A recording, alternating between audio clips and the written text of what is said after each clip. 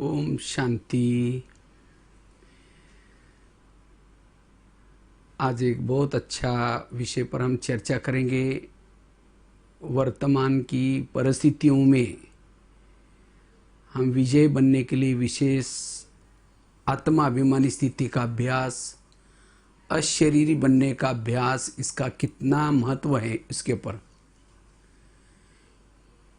क्योंकि भविष्य में अचानक परीक्षा आने वाली है, बातें आने वाली है, चाहे लोगों के तरफ से, चाहे प्रकृति के तरफ से, चाहे विकारों के तरफ से।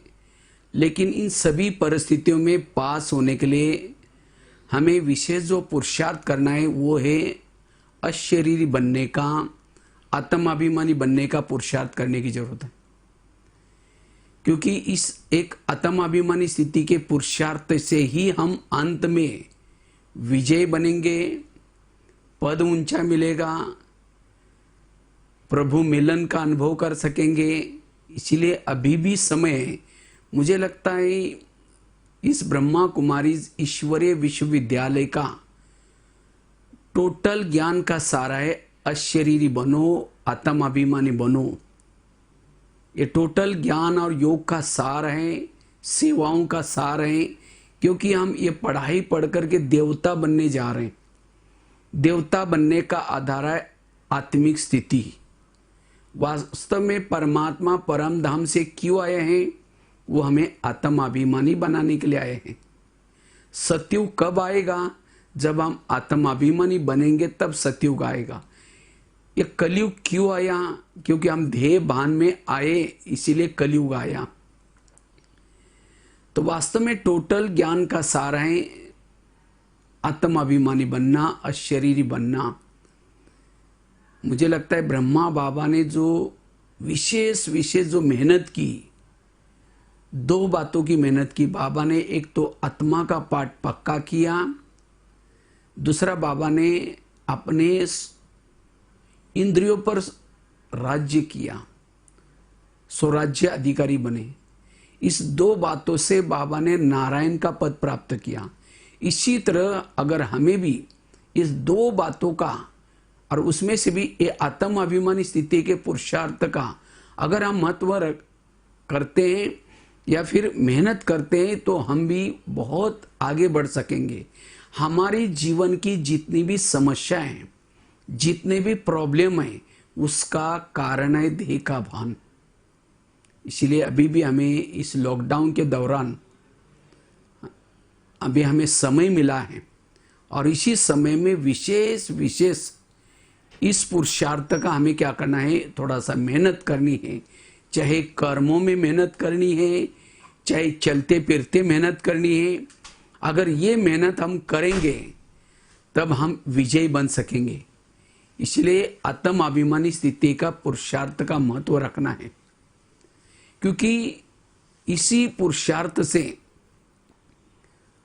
हमारे अंदर जो भी कुछ कमी है, काम, क्रोध, लोभ, मोह, ये पुराने संस्कार हैं, कुछ विकारों की अंश वंश है, इसके पर हम विजय प्राप्त कर सकते हैं।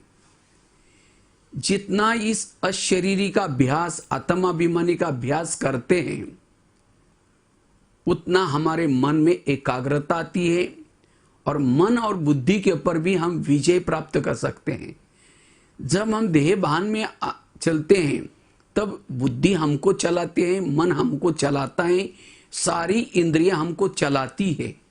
इसीलिए सचमुच अगर हम ब्राह्मण बन करके दिल पर हाथ रख करके पूछना है इस बातों का हम कितना मेहनत कर रहे हैं। और इसलिए अभी भी समय है। बाकी और बातों में मेहनत करते हैं, सेवा में मेहनत करते हैं, योग लगाने की मेहनत करते हैं, और बातों में मेहनत करते हैं। अगर ये मेहनत नहीं करेंगे, बाकी सारी मेहनत करने के बावजूद भी हम बीच बीच में माया के विघ्नों में फेल हो जाएंगे। इसलिए हमें विशेष अंत समय में पास होने के लिए, इतना ही नहीं, संगम युग का आनंद लेने के लिए इस पुरुषार्थ का हमें मेहनत करनी है। और अभी भी समय है। हमारे अंदर जो भी विकारों के अंश हैं, जो छोटे छोटे संस्कार है, उसको अगर परिवर्तन करना है, इस पुरुषार्थ की आवश्यकता है। मैं इनको ये तो ऐसे तो क्लास नहीं कर रहा हूं, लेकिन मैं खुद भी जब इस ज्ञान में आया, वैसे तो मेरी कहानी तो बहुत लंबी है। 11 साल के बाद स्कूल में गया, गांव में रहता था, खेती बाड़ी में बकरी चराता था। 11 साल तो स्कूल भी नहीं गया था। 11 साल के बाद स्कूल में गए तो टीचर ने कहा आप तुम नहीं आ सकते हो। मैंने कहा सर मुझे पढ़ना है। मेरी लगन देख करके कहा ठीक है कल से आओ। तो मुझे पहले दिन 5वीं कक्षा में बिठाया। तो रोज़ जब जाना शुरू किया, घर वालों ने मना किया, अपने उस पैसे ने। हमने कहा पैसे नहीं मांगूंगा, ऐसे पढ़ूंगा। तो रोज़ जब जाना शुरू किया, 1 साल के बाद 6वीं में 7वीं कक्षा में बोर्ड की परीक्षा थी। तो टीचर ने कहा तुम्हारे पास डायरी पेन नहीं है, तुम नहीं आओ कल से। तो मैंने सोचा अब क्या करेंगे। तो मैं रद्दी से डायरी लाता था, उस रद्दी के डायरी को पानी से धुलाई करके फिर उसके ऊपर लिखने की मेहनत करता रहा और इस तरह से पढ़ाई किया। 7वीं 8वीं 9वीं कक्षा में जब डायरी लाई थी, उसी डायरी में एक ब्रह्मा कुमारी ईश्वरी विश्वविद्यालय का एक किताब मिला और उस किताब के बातें पढ़ करके मैंने और किताबें मंगवाई। 2 साल ऐसे ज्ञान में चला, 10वीं पास किया। 10वीं के बाद जब बड़े शहर में पढ़ने के लिए गए थे तो वहाँ एक ब्रह्मा कुमारी की गीता पाठशाला थी, वहाँ जाना शुरू किया। जिस दिन मैं पहले दिन गया तो वहाँ मुरली चल रही थी। तो उस मुरली में पूरी मुरली थी, बच्चे आत्माभिमानी बनो, इससे आप विजय बनेंगे, विकारों जीत बनेंगे, बच्चे आत्माभिमानी, हर लाइन में आत्माभिमानी ये शब्द। तो मैंने सोचा शायद यहाँ ब्रह्मा कुमारी का मूल लेसन है आत्माभिमानी। तो मैं जब बाहर गया तो मैं अपने हाथ के ऊपर उसी दिन मैं आत्मा हूं ये 2 लाइन लिखवा दिया। अभी भी शायद ये हाथ के ऊपर लिखा हुआ पड़ा हुआ है। और मैंने जो मेहनत की, इस आत्माभिमानी की मेहनत की। जब मैं शुरू में गीता पाठशाला में जाता था, मेरा कुर्ता सा फटा हुआ रहता था, शर्म से लास्ट में बैठता था। कभी कभी बहनें कहती थी बेचारा गरीब बच्चा भी रोज आता है, पता नहीं सतयुग में आएगा नहीं आएगा। मैं किसी से गांव से आया था, किसी से बात नहीं करता था, पुलिस वाला को देखते हुए डर जाता था। मैंने बिल्कुल कभी मधुवन में मैंने बहनों को कहा बहन जी मुझे मधुवन जाना है। नहीं कहते तुम वहाँ जाकर क्या करोगे, तुम किसी से बात भी करने की हिम्मत नहीं तुम्हारी। तो इसीलिए 7-8 साल तक मैं वहीं रहा और खूब ये आत्मा का पाठ पक्का किया, योग पक्का किया। और ड्रामानुसार मधुवन में आए और मधुवन में आकर के मुझे सेवा का चांस मिला। फिर दिल्ली में भी रहे और सचमुच इस आत्माभिमानी मेहनत से, आत्माभिमानी स्थिति के पुरुषार्थ से आज मेरे जीवन में कभी हमारी बहनें भी याद देती, अरे ये जब आता था कैसा गांव वाला बन करके आता था, चुप बैठता था और ये अभी देखो कहाँ पहुंच गया। आज काफ़ी सारे स्कूलों में सेवा कराए, 900 जितना जेलों में, करीबन 8-9 हज़ार स्कूलों में, भारत के कोने कोने में लिखने का सेवा। ये मैं कहाँ पुलिस वालों से डरता था, लेकिन इतनी हिम्मत, इतना ज्ञान आया कहाँ से। ये आत्माभिमान स्थिति की कमाल है। इसीलिए मुझे लगता है बाबा हर मुरली में बाबा कहते बच्चे ये आत्मा का पुरुषार्थ पक्का करो। तो अभी भी हमारे पास टाइम है, अभी भी समय है, आगे और भी समय नहीं मिलेगा। तो इसीलिए इस पुरुषार्थ की मेहनत करेंगे, क्योंकि इसी आत्माभिमानी स्थिति में रहने से हमें इंद्रियों से भी अतीत, जिसको कहते अति इंद्रिय सुख, ये सुख हमें मिलता है। और जिसने ये आत्माभिमानी से अतीन्द्रिय सुख की अनुभूति की, उसके लिए विकार, ये संस्कार, पुराना संसार ये फीका लगेगा। वो आत्मा कहीं भी आकर्षित नहीं होगी, क्योंकि अतीन्द्रिय सुख, जैसे किसी ने अगर जिलेबी खाई, उसको मुरमुरा दो, फीका लगेगा, कहीं नहीं कहेंगे मैंने इतना अच्छे जिलेबी खाया, अब मुझे मुरमुरा नहीं चाहिए। इसी तरह जिसने अतीन्द्रिय सुख का अनुभव किया, ये विकार एक मुरमुरे के समान अनुभव होगा, विकार उसको आकर्षित नहीं कर सकते। इसीलिए इसकी मेहनत करनी है। जितना आत्मा के स्वरूप में टिकते हैं, हमें परम धाम नजदीक अनुभव होगा, बाबा बिल्कुल कंबाइंड की अनुभूति होगी। कहीं को योग लगाना मुश्किल होता है, क्योंकि आत्मा का पाठ पक्का नहीं है। इसीलिए बाबा भी कहते बच्चे पहले आत्मा समझो, फिर मुझे याद करो। बाबा खिसक क्यों जाता है? खुदा तब भूल जाता है जब खुद को हम भूल जाते हैं। इसीलिए खुद की बार बार स्मृति करनी है, बार बार मैं आत्मा हूँ, मैं आत्मा हूँ, मैं आत्मा देख रही हूँ, मैं आत्मा सुन रही हूँ, मैं आत्मा इस भ्रुकुटी में बैठी हूँ। तो ये आत्मा का पाठ पक्का करना है। जितना आत्मा अभिमानी स्थिति में रहते हैं उतना हमारे वाणी में बल आता है, हमारे दृष्टि में बल आता है, उतना हमारे संकल्प में भी बल आता है, हमारी संकल्प में सिद्धियां प्राप्ति होगी। देवी देवता इसीलिए खुश नहीं है, उनको सोने का महल है, उनके शरीर बड़े सुंदर है, इसीलिए वो खुश नहीं है। वो खुश इसीलिए है उन्होंने यहाँ संगम युग में आत्माभिमानी स्थिति को नेचुरल बना के लेके गए। जो आत्माभिमानी स्थिति में है वो मान अपमान निंदा स्तुति में भी समान रहेंगे। इतना ही नहीं, उनकी आंखें खुली है, कान खुला है, देखते हुए भी न देखने की अवस्था रहेगी। जितना आत्माभिमानी स्थिति में रहते हैं उतना कर्मयोगी बन सकेंगे। आत्माभिमानी स्थिति वालों का टाइम वेस्ट नहीं जाएगा। वो रात को सोए हैं तो भी उनका योग लगा हुआ है, रास्ते में चल रहे हैं तो भी योग लगा हुआ है, कर्म कर रहे हैं तो भी योग लगा हुआ है। कई भाई बहन कहते हैं मुझे पुरुषार्थ के लिए टाइम ही नहीं मिलता। उनका टाइम क्यों नहीं मिलता? क्योंकि वो देहभान में रहते हैं। देहभान में रहने से उनकी यहाँ की बातें दिखाई पड़ती हैं, यहाँ की बातें सुनाई पड़ती हैं। इतना ही नहीं, कई बैठे योग में लेकिन 1 घंटा योग किया लेकिन उनको संतुष्टता नहीं है, क्योंकि बैठे योग में यहाँ लेकिन यहाँ की बातें दिखाई पड़ रही, यहाँ की बातें याद आ रही। क्यों? वो परमधाम में नहीं पहुंचे, क्योंकि देह भान में होकर के बैठे हैं। इसीलिए ये आत्मा का लेसन बहुत जरूरी है। इससे हमारे अंदर योग की अनुभूति, गहरा अनुभव कर सकेंगे।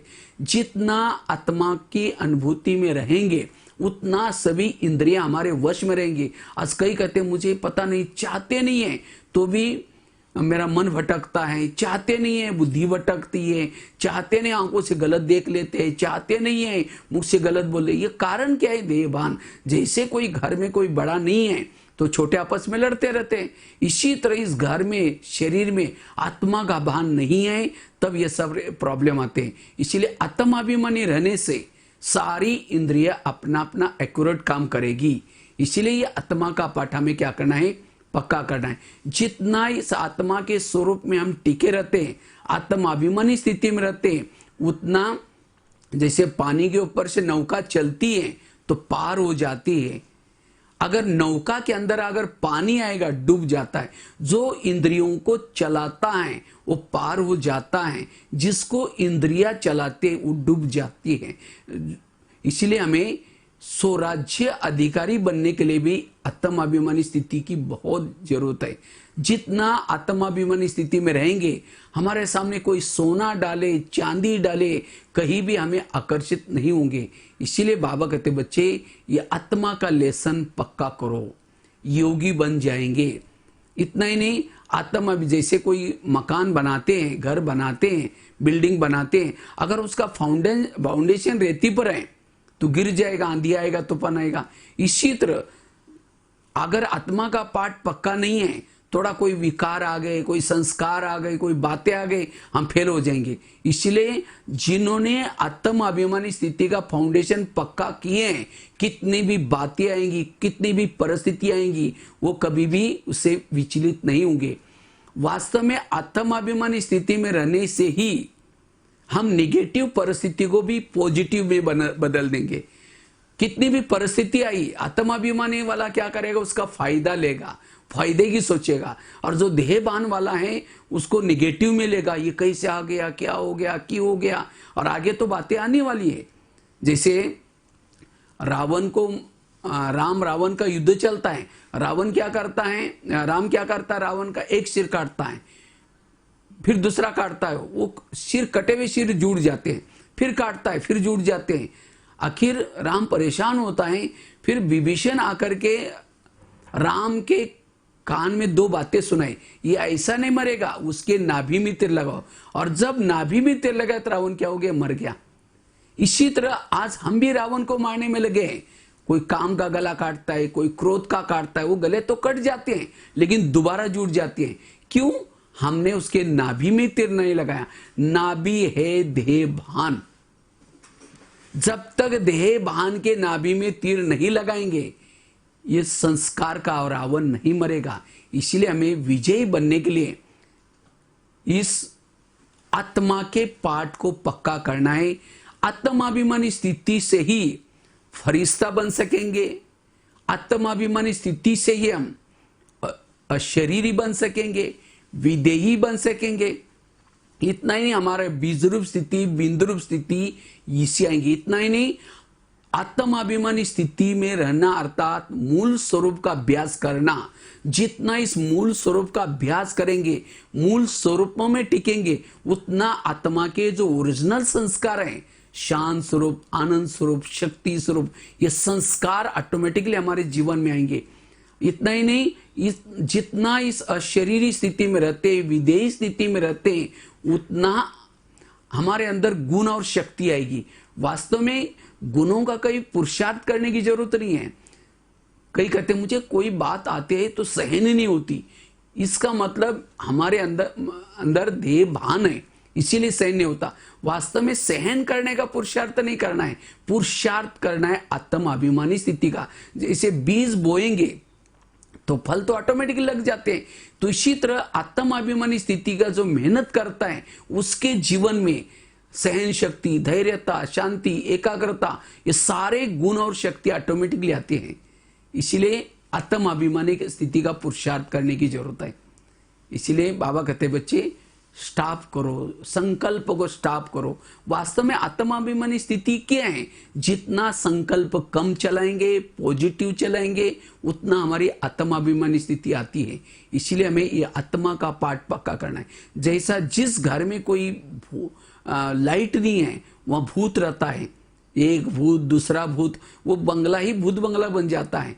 इसी तरह जिस शरीर में आत्मा की लाइट कम होती है, आत्माभिमानी स्थिति कम होती है, धीरे धीरे धीरे वहां विकारों के भूत रहना शुरू करते हैं। काम का भूत, क्रोध का भूत, लोभ का भूत, और इसीलिए आज हमारा सबका शरीर भूतों का बंगला बना हुआ है, क्योंकि लाइट कम हो गई।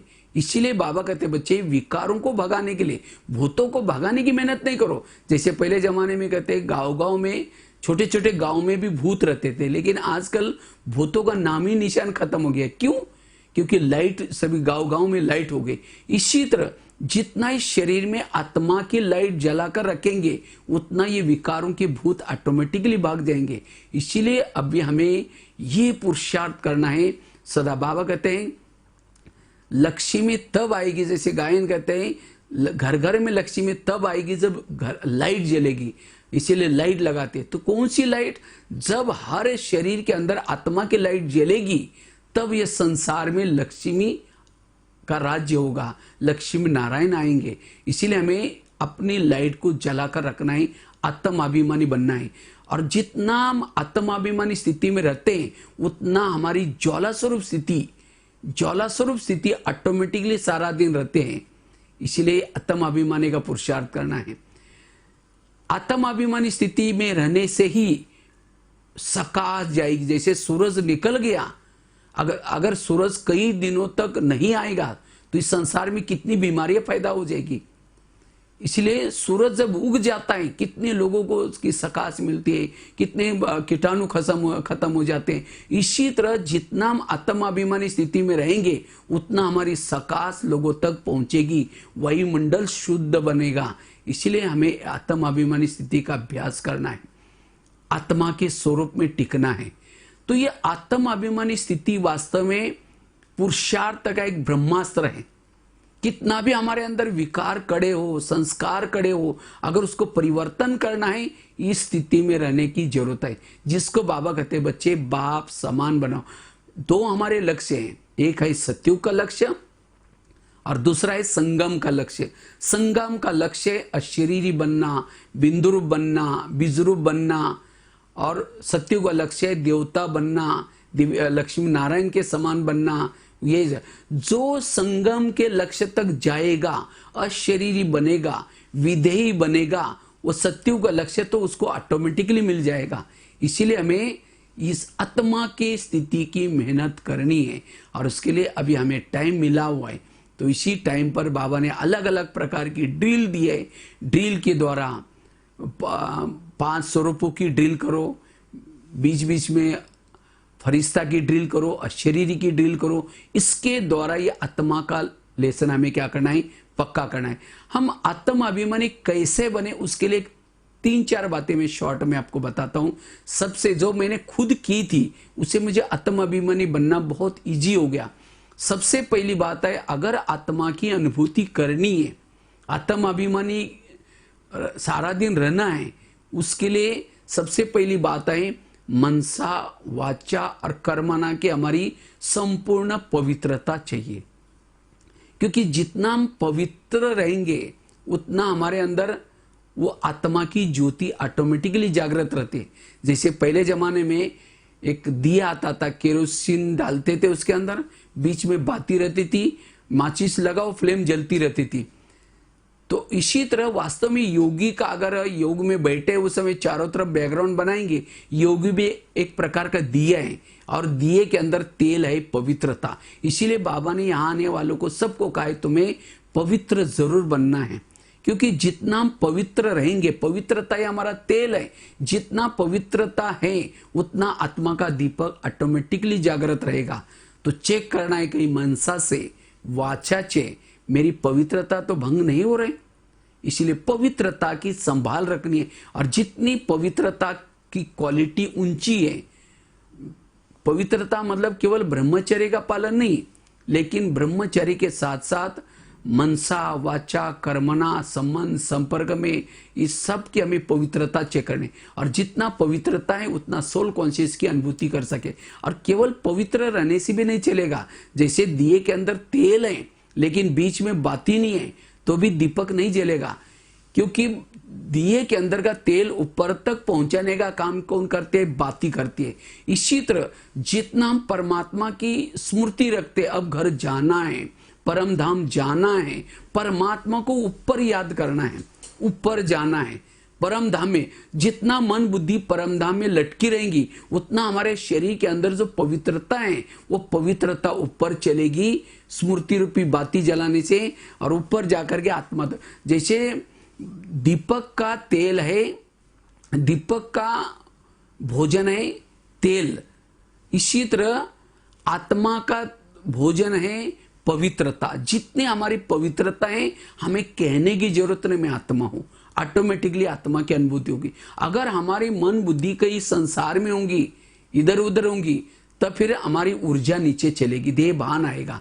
जिसको भक्ति मार्ग में कहते हैं ऊर्ध्वगामी अधोगामी। इसीलिए पवित्रता से ही सोल कॉन्शियस का अनुभव कर सकेंगे। दूसरी बात है, अगर आत्मा अभिमानी स्थिति की नेचुरल हमें अनुभूति करनी है, आत्मा अभिमानी बनना है, 7 स्वरूपों का अभ्यास, शांत स्वरूप, आनंद स्वरूप, शक्ति स्वरूप, प्रेम स्वरूप, सुख स्वरूप, ज्ञान स्वरूप, जो 7 आत्मा के गुण हैं। मैंने तो जब शुरू में आया था ज्ञान में, तो मैंने क्या किया, ये 7 गुणों को 7 दिनों में बांट दिया था। सोमवार के दिन शांत स्वरूप में रहना है, मंगलवार के दिन आनंद स्वरूप में रहना है। इसलिए आनंद की बातें याद करता था। आनंद, मुझे कौन मिला है, मैं कहाँ जा रहा हूँ, मैं क्या से क्या बनने जा रहा हूँ, आनंद में रहने का। तीसरे दिन शक्ति स्वरूप, शक्ति सर्व, मैं कल्प कल्प की विजय आत्मा हूँ, स्वयं सर्वशक्तिवान मेरे साथ में। तो इसीलिए ये 7 गुणों का मैंने बढ़ाने का पुरुषार्थ किया, और इससे आत्माभिमानी स्थिति में रहना बहुत ईजी हो गया। जैसे हम लोग 18 जनवरी जब होती है तो 18 जनवरी क्या करते हैं, एक साइलेंस को, एक गुण को अपनाते, तो एक गुण के कारण सहज ही हम आत्माभिमानी बनते हैं। तो इसी तरह अगर रोज सप्ताह में 7 दिन, वैसे तो रोज भी करेंगे तो चलेगा, लेकिन अगर रोज नहीं तो रोज एक गुण को भी हम डेवलप करेंगे, तो ये 7 गुणों की कमी यही देहाभिमान है। 7, जिसको बाबा कहते हैं सतो प्रधान बनो। जितना ये 7 गुणों को बढ़ाएंगे उतना हमारी सोल कॉन्शियस स्थिति नेचुरल आएंगी। क्योंकि अंतिम समय अनेक प्रकार की नेचुरल कैलेमिटीज आएगी, सिविल वार होगा, अचानक परीक्षा आएगी, संबंधों की भी परीक्षा आएगी। ऐसे समय पर सोल कॉन्शियस होंगे, ऐसे परीक्षा में हम पास हो जाएंगे। 1 सेकंड की परीक्षा होंगी। अगर उस समय समझो नेचुरल कैलेमिटीज आ रहे, भूकंप आ रहे, बाढ़ आ रहे, और वो देख करके अगर हम डर जाएंगे, घबरा जाएंगे, तो वो आत्मा सतयुग में कैसी जाएगी। क्योंकि सतयुग के बच्चे कभी रोते नहीं है, जैसे आजकल कलयुग में कोई बच्चा जन्म लेता है, वो अचानक घबराता है, डरता है। क्यों? उसको जो लास्ट में जो पिछले जन्म में जो विनाश उसका शरीर छूटा था, कोई घटना से, एक्सीडेंट से या कोई डर से, इसीलिए अभी भी उसको डर है। इसीलिए बाबा कहते हैं अंतिम समय पास होने के लिए हमें ये अशरीरी का अभ्यास करने की जरूरत है। अशरीरी बनने से सहज, अगर शरीर के भी कोई हिसाब किताब होंगे तब भी हम इजीली उससे से सहन कर पाएंगे। इसीलिए ये आत्मा का पाठ पक्का करना बहुत जरूरी है। और उसके लिए पहली बात बताई पवित्रता की धारणा, दूसरी बात बताई 7 स्वरूपों का अभ्यास, तीसरी बात है अगर आत्माभिमानी स्थिति का अभ्यास करना है, प्रैक्टिकल अनुभूति करनी है, निरहंकारी होकर के रहने की जरूरत है। निरहंकारी, जितना निरहंकारी उतना निराकारी। जितना जितना इस ज्ञान मार्ग में हम चलते हैं, हमें सफलता मिलती है, उतना उतना हमारा अभिमान जागृत होता है। वास्तव में सबसे बड़ा विकार है अभिमान। काम, क्रोध, लोभ, मोह, अहंकार, ईर्ष्या, घृणा, लास्ट में अहंकार। अहंकार सबसे खतरनाक है। अगर हमारे अंदर अभिमान कोई चीज का, चाहे कोई कला का अभिमान, चाहे कोई विशेषता का अभिमान, वास्तव में हमारे पास की जितनी भी कला हैं, जितनी भी विशेषता हैं, ये सब प्रभु की देन है। मैंने मेरे अपने खुद की कहानी आपको बताई। कहाँ मैं गांव में रहता था, कुछ हिंदी भाषा भी बोलने नहीं आती थी। जब मैं मधुबन अपने को समझाते, भगवान भाई तुम पहले क्या थे, इसीलिए तुम्हें किस चीज़ का अभिमान। इसीलिए मैं अभी भी जब भी कहीं जाता हूँ, ट्रेनों में जाता हूँ, स्लीपर में जाता हूँ, हमें कुछ भी नहीं लगता हमें, कि मैं सोचता ये तो बाबा का ज्ञान है, बाबा करा रहे, मैं तो पुलिस वालों से डरने वाला, मेरे से तो जेल में जाने की सेवा तो हो ही नहीं सकती। तो ये बाबा वास्तव में हमारे से करके लेता है, हमारा भाग्य बनाने के लिए कला दिए। इसीलिए कोई भी कला का, कोई भी विशेषता का कभी भी अभिमान न हो। अभिमान मेरे अंदर है, उसकी निशाने अपमान की फीलिंग। अगर कोई भी मेरे को पूछा नहीं, किसी ने कुछ बोल दिया, अगर अपमान होता है, इसका मतलब मेरे अंदर अभिमान है। और अपमान वाला फिर आत्मिक स्वरूप में नहीं टिक सकता। इसलिए निरहंकारी होने की जरूरत है। ब्रह्मा बाबा ने भी अंत में 3 शब्द बताए, बच्चे निराकारी बनो, निर्विकारी बनो, निरहंकारी बनो। और जितना हम निरहंकारी होकर के रहते हैं, उतना निराकारी स्थिति में रहना बहुत इजी है। इसलिए निरहंकारी स्थिति का अभ्यास। चौथी बात है, अगर हमें आत्मा की अनुभूति करनी है, उसके लिए संकल्प, व्यर्थ संकल्प से बचना, सदा पॉजिटिव सोचना, सकारात्मक सोचना। वास्तव में जैसे बताया, आत्मा कोई चीज नहीं है, आत्मा एक ऊर्जा है, एनर्जी है। उस एनर्जी की अनुभूति करने के लिए हमें सदा पॉजिटिव सोचना है, कभी भी नेगेटिव नहीं सोचना है, व्यर्थ नहीं सोचना है। और जितना पॉजिटिव सोचेंगे, पॉजिटिव की स्पीड कम रहती है और निगेटिव की स्पीड ज्यादा होती है। अगर जिसके अंदर निगेटिविटी है, ये क्यों हुआ, इसने मुझे क्यों बोला, मेरे साथ क्यों हुआ, कैसे हुआ, ऐसा हुआ, और जितना निगेटिव सोचेंगे उतना देहभान आएगा। इसलिए हमें पॉजिटिव सोचना है, बीती को बिंदी लगाना है, जो हुआ अच्छा हुआ। किसी ने समझो मुझे पूछा भी नहीं, कोई बात नहीं, मेरा कोई पिछले जन्मों का हिसाब। अगर मुझे बीती को बिंदी लगाना है, व्यर्थ संकल्प से बचना है, कर्म गति को याद रखना है। हमारे आसपास के जितने भी लोग हैं, चाहे हमारे घर में मम्मी पापा हैं, चाहे पति पत्नी हैं, चाहे कोई सास बहू है, चाहे आस पास पड़ोस में, चाहे ये सब लोग कौन है? कोई हमको देने के लिए, कोई हमारे से लेने के लिए। कभी कभी हमारे व्यर्थ संकल्प की स्पीड ऐसी बढ़ जाती है, कई कहते हैं मैं इसके रास्ते में कभी जाता नहीं, मैंने इसका कुछ बुरा किया नहीं, फिर भी ये मेरे साथ ऐसा क्यों करता है। टाली कभी एक हाथ से नहीं बसती, टाली के लिए 2 हाथ चाहिए। अगर कोई व्यक्ति मेरे साथ ऐसा वैसा करता है, ये मेरे पिछले जन्मों का हिसाब है। समझो कोई सास है, बहू को तंग करे, परेशान करे, बहू तनाव में आ रहे, संकल्प चल रहे हैं। अगर सास और बहू का पिछला जन्म दिखाई जाए, आज जो सास है पिछले जन्म उसकी बहू थी, और जो बहू है जिसको तंग किया जा रहा है, उस समय पिछले जन्म में सास थी और उसने उसको तंग किया था। इसलिए कहते भी है सास भी कभी बहू थी।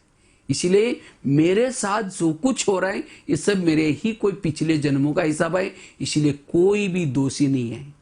ना कोई प्रकृति दोषी है। आज प्रकृति के भी विघ्न हमें क्यों आते हैं? क्योंकि हमने प्रकृति का दुरुपयोग किया है।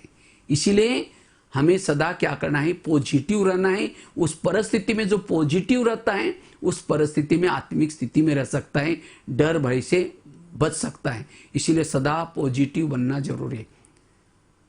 तब हमारा संकल्प कम चलेगा, पॉजिटिव चलेगा, व्यर्थों से हम बच सकेंगे।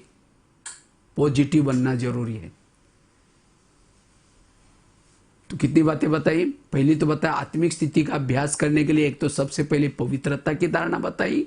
दूसरी बताई अगर आत्मिक स्थिति का अभ्यास करना है 7 स्वरूपों का अभ्यास।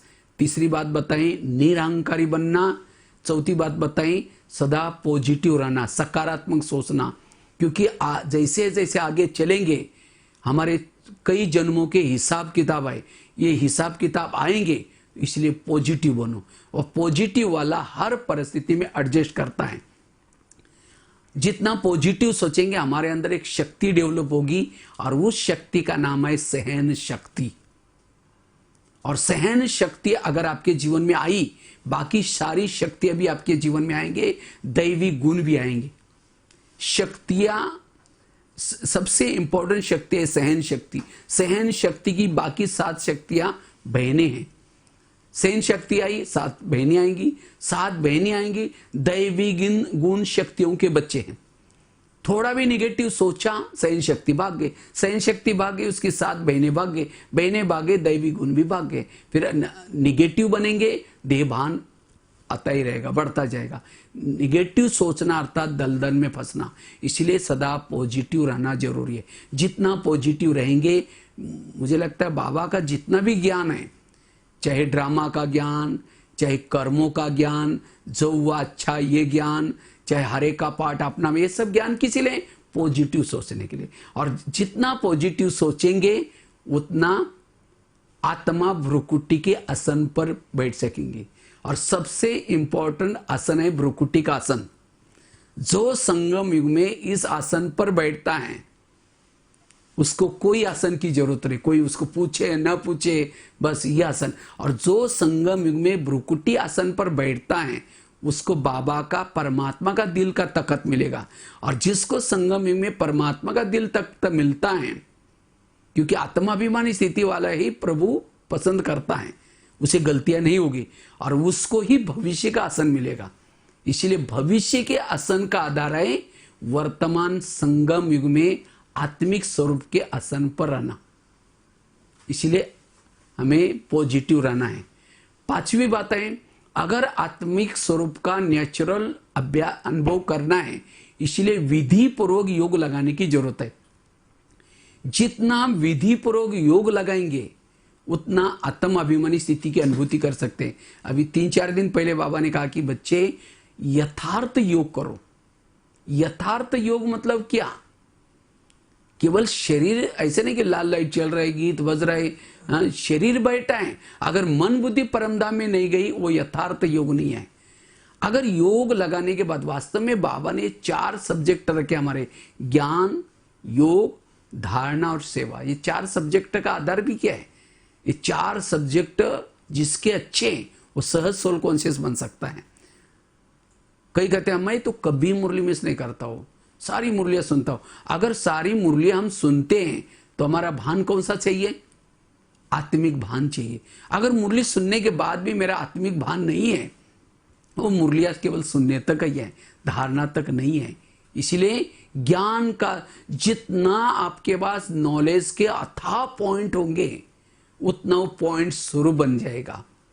इसलिए ज्ञान का सार भी है आत्म अभिमानी। कई कहते हैं हम रोज योग लगाते, कभी अमृतवाला मिस नहीं करते, डेली योग अगर योग लगाते हैं तो भान कौन सा चाहिए? आत्मिक भान चाहिए। अगर योग लगाने के बाद भी आत्मिक स्थिति नहीं है, आपका योग बाबा से नहीं लगाता, कई और बातों से लगाता, केवल शरीर बैठा था लाल लाइट में, लेकिन मन बुद्धि कहीं भटक रही थी, सीधी निशानी है। कई कहते हैं हम मैं तो बिल्कुल धारणा का सब्जेक्ट है मेरा बहुत अच्छा है। अगर धारणा ये अच्छी है, अगर पवित्रता की धारणा आपकी अच्छी है, खान पान की धारणा अच्छी है, तो सोल कॉन्शियस रहना चाहिए। अगर सोल कॉन्शियस नहीं है मतलब वो धारणा यथार्थ नहीं है। कई कहते हैं हम सेवाएं बहुत की, अगर सेवा से हमें दुआएं मिलती है और दुआएं वाला सोल कॉन्शियस में रहता है। वास्तव में परमधाम में लेके जाने के लिए दुआएं एक प्रकार के विमान का काम करते हैं। अगर सेवा हम किया लेकिन अगर हम सोल कॉन्शियस नहीं है, वो सेवा नाम मान शान के लिए है, वो सेवा दिखावटी के लिए है, डिस्टर्ब करने के लिए सेवा है, ईर्ष्या का कारण कर रहे हैं, एक दूसरे को दिखाने के लिए कर रहे हैं। इसीलिए सेवा का आधार भी सोल कॉन्शियस। ये चारों सब्जेक्ट जिसके अच्छे यथार्थ है वो सोल कॉन्शियस बनता है। इसलिए हमें यथार्थ योग करना है। जितना यथार्थ योग करेंगे, लाल लाइट चल रहा है, गीत बज रहे हैं, मन और बुद्धि दोनों योग में को समझने के लिए मन और बुद्धि को समझना जरूरी है। मन क्या है? मन एक प्रकार की टीवी है, बुद्धि एक प्रकार का कैमरा है। जैसे कैमरे के सामने जो चित्र आता है वही चित्र टीवी में दिखता है, इसी तरह मेरे मन में वही थॉट चलते हैं जहां मेरा ध्यान है। जहां हमारा ध्यान है वहां हमारा मन है। अगर मन में कोई नेगेटिव विचार चल रहे इसका मतलब ध्यान कहीं और था। इसलिए ध्यान और मन को एकाग्र करके हमें योग यथार्थ करना है। और जितना योग लगाएंगे, जितना बाबा के पास पहुंचेंगे, बैठेंगे वहां, बाबा को अपलक होकर के देखते रहेंगे मन बुद्धि से, उतना हमारी आत्मा की बैटरी चार्ज हो जाती है। और खास तो हमें ब्राह्मण जीवन में अगर सोल कॉन्शियस की अनुभूति करनी है, एक तो सबसे पहली बात है अमृत वेला का योग यथार्थ करना, यथार्थ। और दूसरा क्लास के पहले आधे घंटे का योग करना। जैसे अभी आजकल तो ऑनलाइन में चलती है क्लासेस, अगर ऑनलाइन में भी चलती है तो भी हमें मुरली से पहले, सुनने से पहले आधा घंटा अच्छी तरह योग में बैठना और उसके बाद फिर मुरली सुनना। चाहे क्लासेस में भी जब जाते हैं तो यही करना, क्योंकि बिना योग करके मुरली सुनेंगे उस मुरली से हमें चार्ज नहीं होंगे, वो मुरली की बातें हमें अंदर तक नहीं पहुंचेगी। इसलिए ब्राह्मण जीवन में अगर सोल कॉन्शियस बनना है तो एक तो अमृत वाला यथार्थ चाहिए, दूसरा क्लास के पहले आधा घंटे का योग चाहिए, और तीसरी मुरली को ध्यान से सुनने की जरूरत है। अगर ये तीन बातें हमारी अच्छी हैं तो सहज हम सोल कॉन्शियस। तो योग के ऊपर ध्यान, जितना योग हम करते हैं उतना सोल कॉन्शियस की अनुभूति प्रैक्टिकल में कर सकेंगे। यह है पांचवी बात। छठी बात है, अगर हमें सोल कॉन्शियस का प्रैक्टिकल में अनुभूति करनी है उसके लिए सोमानों के अभ्यास। जितना हम सोमानों में रहेंगे, और सोमानों के केवल रिपीट नहीं करना लेकिन सोमानों के विजन बनाना। जैसे और हर विकारों के सोमान अलग अलग है। जैसे हर बीमारी की टैबलेट्स अलग अलग होती है। आप समझो किसी का पेट दर्द है, पेट दर्द की टैबलेट अलग होती है, सिर दर्द की टैबलेट अलग होती है। इसी तरह अगर सोल कॉन्शियस की अनुभूति करनी है तो हमारे अंदर जो जिस प्रकार के विकार है उस विकारों को खत्म करने वाले सोमान लेंगे, तब जाकर के हम उस सोल कॉन्शियस का अनुभव कर सकेंगे। हम क्या करते हैं, हमारी कमजोरी का कुछ अलग है, टैबलेट्स कुछ अलग लेते हैं, तो फिर हम इतना वो सोल कॉन्शियस की अनुभूति नहीं कर पाएंगे। इसीलिए सोमानों से हमारी आंतरिक शक्तियां जागृत होती हैं और उसी के आधार से हम सोल कॉन्शियस की अनुभूति कर सकेंगे। और सोल कॉन्शियस बनने के लिए मैंने एक बहुत सुंदर एक अभ्यास किया था शुरू में। जैसे आजकल बाबा ने पहले लेसन में सराया, शरीर आपकी गाड़ी है और आत्मा उसका ड्राइवर है। जैसे गाड़ी का ड्राइवर क्या करता है, सारा दिन गाड़ी को घुमा फिरा करके रात को उसको गैरेज में लगाता है, और गैरेज में लगा करके गाड़ी के अंदर नहीं सोता, सोने के लिए अपने घर में जाता है। इसी तरह हमें भी क्या करना है, इस शरीर रूपी गाड़ी को सारा दिन घुमा फिरा करके रात को उसको गैरेज में रखना। गैरेज अर्थात बेड। जब हम शरीर को बेड पर रखते हैं उस समय हम आत्मा ड्राइवर है। हमें क्या करना है, जैसे आजकल मकान बनाते हैं, जैसे बड़े बड़े शहरों में, मुंबई में, दिल्ली में, तो नीचे से पिलर उठाते, नीचे पार्किंग होता है और रहने का रेसिडेंस ऊपर होता है। इसी तरह ये तीन लोग आए, नीचे पार्किंग है, ये सृष्टि है, पार्किंग शरीर रूपी गाड़ी रखने का स्थान, और आत्मा रूपी ड्राइवरों का ऊपर रहने का स्थान है। तो हमें अपने शरीर रूपी गाड़ी को क्या करना है, गैरेज में लगाना है, बेडशीट कंबल डालना है, और उसके बाद गाड़ी को नमस्ते करो। जैसे ड्राइवर क्या करता है, गाड़ी को गैरेज में रखता है, ऊपर कवर चढ़ाता है उसके ऊपर और गाड़ी को नमस्ते करता है, क्योंकि उसकी दाल रोटी कमाने का वही साधन है। और गाड़ी को नमस्ते करके लिफ्ट से या सीढ़ी चढ़ करके ऊपर जाता है। ऊपर जाकर के बेल बजाती है, बजाता है वो, और मम्मी दरवाजे खोलते हैं और उसके बाद उसको मम्मी पापा को समाचार सुनाता है और उसके बाद खाना खा करके सो जाता है। तो हमें भी यही करना है, हमें अपने शरीर रूपी गाड़ी को गैरेज में लगाना है, बेड पर रखाना है, बेडशीट कंबल डालना है, गाड़ी को नमस्ते करो। क्योंकि 84 जन्म में बहुत हमें शरीर मिले, गाड़ियां मिली। सत्युग की गाड़ी तो बहुत अच्छी कंचन काया था, दिखने में अच्छी थी, लेकिन उसे तो इतनी कमाई नहीं हुई। ये संगम का शरीर भरे बीमार है, काला है, कैसा भी है, बुजुर्ग है, लेकिन इससे 84 जन्म की हम कमाई कर रहे हैं। इसीलिए इस गाड़ी को क्या करना है, नमस्ते करके बेडशीट कंबल डाल करके फरिश्ता ड्रेस पहन लिया और फिर लिफ्ट से या सीढ़ी चढ़ करके ऊपर अव्यक्त वतन में जाओ, अव्यक्त वतन की बेल बजा दो और ब्रह्मा बाबा को जाकर के सारा समाचार सुनाओ, इस गाड़ी के द्वारा क्या क्या सेवा की, कुछ गलती हुई बाबा से माफ़ी लेकर के, बाबा को सुना करके, बाबा की दृष्टि लेकर के, बाबा तकिया पर जब सिर रखते समझो ब्रह्मा बाबा की गोदी में सिर रखा है। इस कॉन्शियस में जब सो जाएंगे हमारी डीप स्लीप होगी और सवेरे जब उठेंगे बाबा याद आएगा, अमृत वालाची करके बाय बाय बाबा करके फिर नीचे आओ तो सारा दिन लगेगा मैं ऊपर से आया हूँ, ऊपर से आया हूँ, भ्रुकुटी आसन पर बैठ करके मैं इस गाड़ी को चला रहा हूँ। और एक दूसरे को जब देखते भी हैं तो कैसे देखना है, इस आत्मा रूपी ड्राइवर को, मेरा भाई है वो ये भी गाड़ी चलाता है। जैसे आजकल छोटी बड़ी किसी का अशोक लेलैंड होते गाड़ी होती है, किसी की मारुति गाड़ी होती है, किसी की स्कूटी होती है, इसी तरह किसी की छोटी बड़ी। तो हमें देखना है, गाड़ी को नहीं देखना, लेकिन हमें ड्राइवर को, आत्मा भाई को देख करके बात करना। वास्तव में शरीर क्या है, जैसे आजकल मूर्तियां बनाते हैं, जैसे दुर्गा की मूर्ति बनाती है, गणेश की मूर्ति बनाते हैं। मूर्ति कैसे बनाते हैं, बांस को छिलते हैं, छिल करके क्या करते हैं, उसके ऊपर घास बांधते हैं। घास क्यों बांधते हैं, क्योंकि मिट्टी चिपकेगी नहीं घास बिना घास के, इसीलिए बांस के ऊपर घास बांधते हैं, फिर कीचड़ बना करके उसको चिपकाते हैं, ऊपर पेंटिंग करते हैं और पेंटिंग करके कपड़े पहनाते, श्रृंगार करते, मूर्ति बन गए। इसी तरह शरीर क्या है, इस शरीर भी एक प्रकार का मूर्ति है। जैसे अंदर हड्डी है, हड्डी मतलब बांस, और उसके ऊपर क्या क्या नसें, बहुत सारे नसें है शरीर में, ये नसें हैं और उसके ऊपर खून माउथ चिपका हुआ है और ऊपर से पेंटिंग क्या है, काला पेंटिंग, पीला पेंटिंग। अब कईयों को तो बहुत सुंदर होंगे तो बहुत अभिमान आएगा, मैं तो बहुत सुंदर हूँ, 10 बार आईने को तोड़ते रहेंगे। वास्तव में सुंदर है शरीर में आत्मा है, आत्मा सबसे सुंदर है।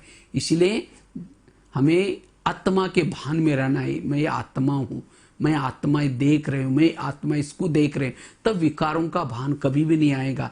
तो इसलिए ये आत्मा का लेसन पक्का करने से ही विकार जित बन सकेंगे, अशरीरी बन सकेंगे, परम धाम एक सेकंड भी याद आएगा।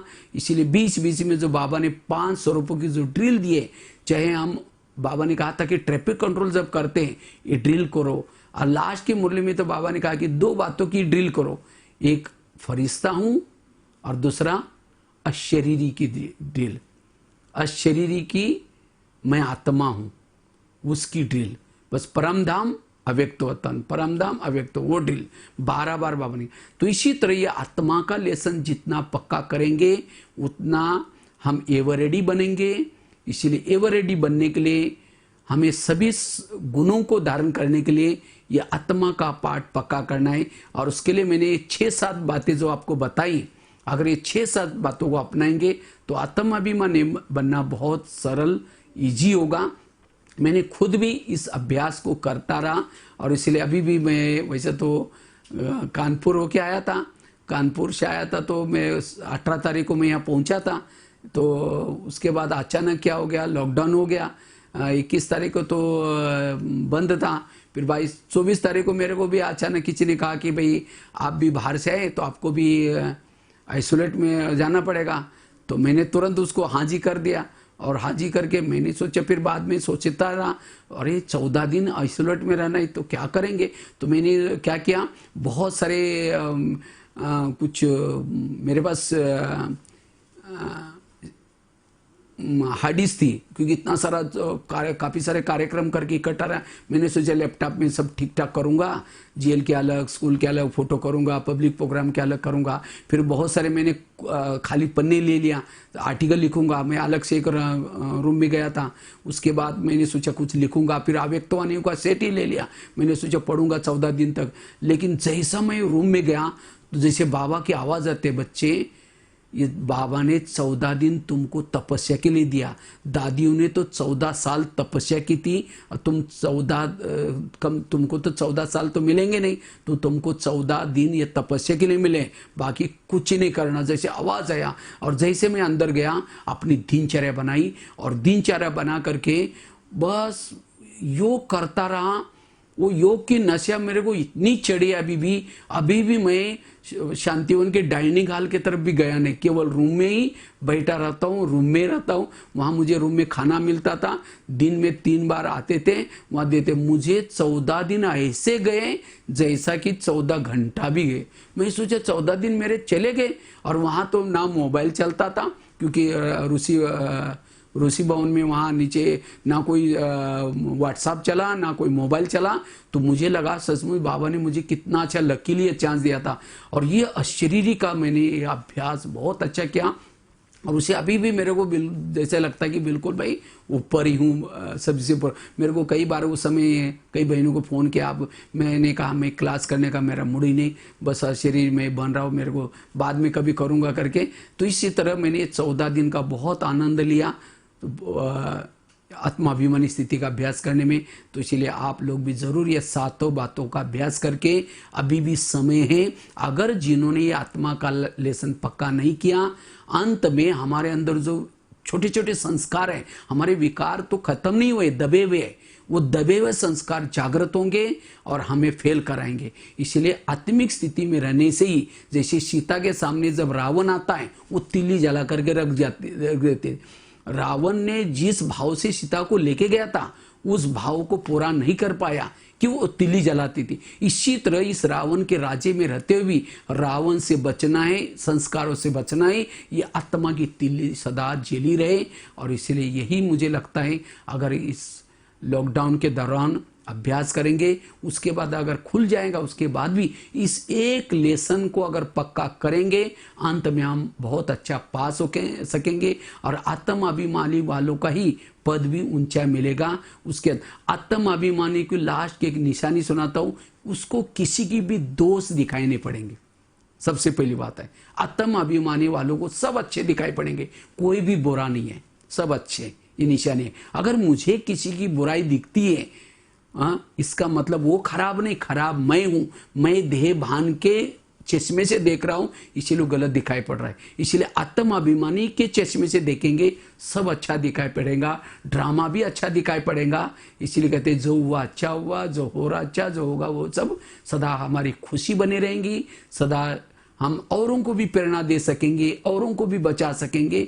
इसलिए आत्माभिमानी स्थिति की ये मेहनत करनी है। इसी के साथ साथ धन्यवाद।